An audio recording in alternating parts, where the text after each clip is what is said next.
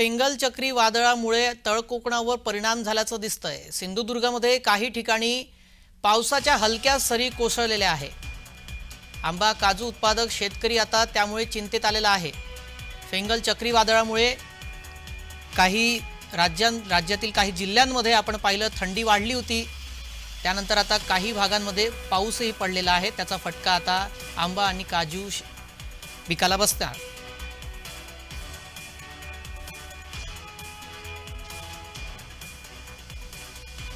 या संदर्भात अधिक माहिती देण्यासाठी आमचे प्रतिनिधी सुरेश कौलगेकर थेट जोडले गेलेले आहेत। सुरेश, हलक्या ते मध्यम स्वरूपाच्या सरी तिथे बरसलेल्या आहे, काय परिस्थिती आहे? कारण आता सध्या आंबा आणि काजू पिकाला त्याचा फटका बसणार असं बोललं जातंय, काय सध्याची स्थिती आहे तिथली?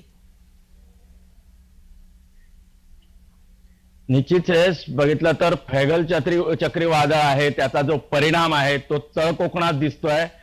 एकंदर पाहिलं तर सध्या ढगाळ वातावरण आहे आणि सकाळपासून जिल्ह्यात बऱ्याच ठिकाणी ह्या सरी आहेत त्या हलक्या ह्या कोसळलेल्या आहेत आणि त्याचा थेट जो परिणाम आहे तो आंबा आणि काजू पिकावर होताना दिसतोय। कारण आंबा आणि काजू पीक आहे त्याला बघितलं तर मोहर आलेला होता, तर काही ठिकाणी फळधारणाही झाली होती।